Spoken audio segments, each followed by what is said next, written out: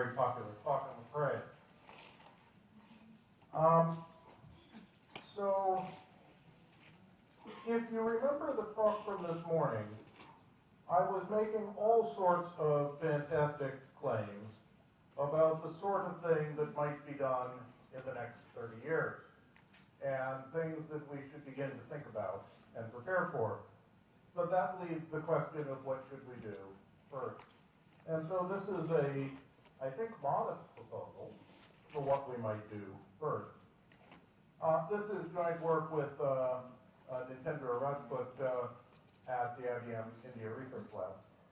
I want to start by talking about the related work that's already going on, because that has, I think, both the key to the solution and the identification of the problem inside it.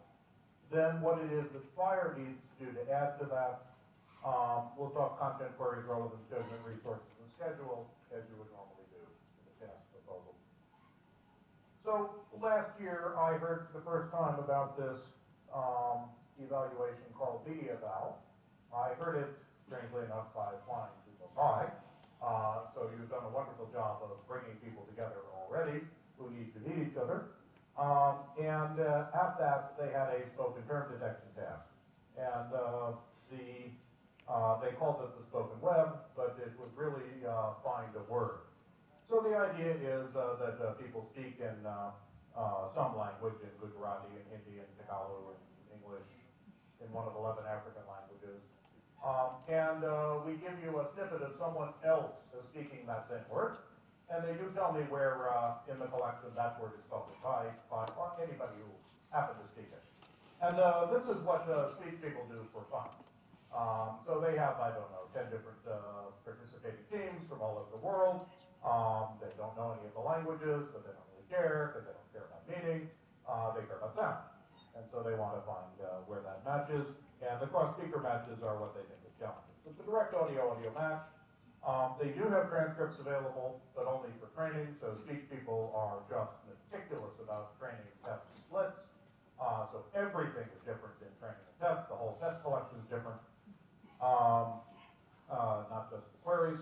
And then they get a brownie point if they can say, yes, that word was here, and they lose all the points if they say, no, that word wasn't there, and it doesn't matter what the word meant.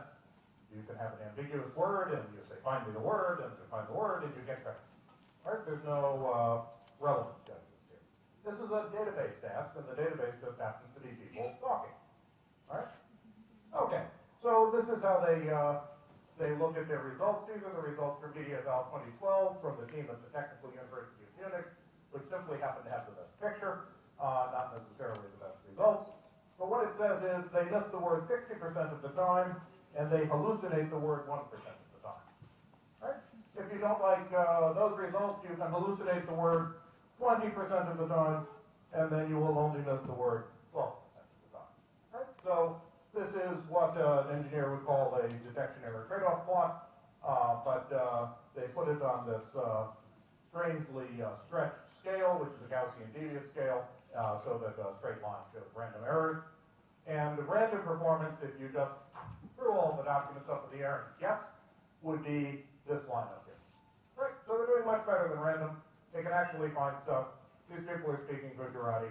That's not a bad trick. In fact, they're not even told what language it is.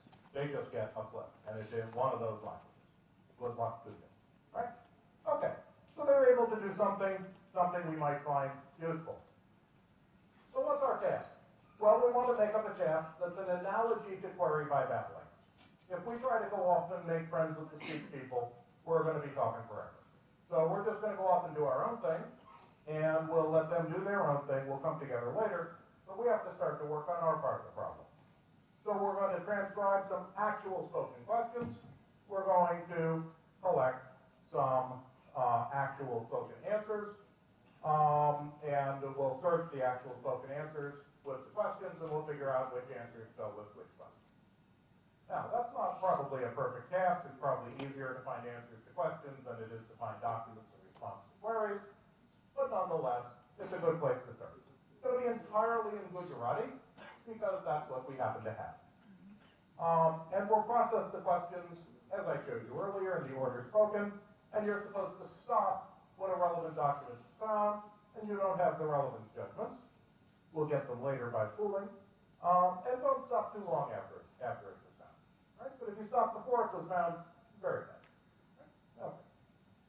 So it's a one-shot task, just like in IR. That's not the real problem. Really, we want to have a conversation with our system, but in usual IR evaluation, we throw a query at you and you throw back a bunch of documents. Well, here we'll throw a question at you. You wait until the right time, you throw back one answer. Good luck to you. Okay, so what's the content? Well, we have about 4,500 Gujarati answers to questions that have already been given. Some of them are anticipating the question, so they're announcements. Maybe if a lot of people ask the same question over and over again, we make an announcement. These are people involved in farming, and these are questions about farming. From the IBM India Research Lab, the numbers are still going up. So, it's about 4,500 now, might be 5,000 when we actually finish the transcription. Right? And we'll just transcribe all of them. And you don't have to worry about the speed. You'll just get transcribed Gujarati. Right? No English, just Gujarati. And we'll only look at the transcript. The queries, we've got 2,285 of them. For every question, we know an answer. Sometimes we know 2 or 3 or 4 answers, but we always know an answer because the questions are getting answered professionally if they don't get answered informally. And so the people who answer the questions, they sound different when you listen to them. The people asking the questions are gosh, are there anybody? The people answering the questions are people that actually know something about the thing that was asked about. So they tend to speak a little differently, a little more clearly. So we'll give you 100 training questions, 100 evaluation questions.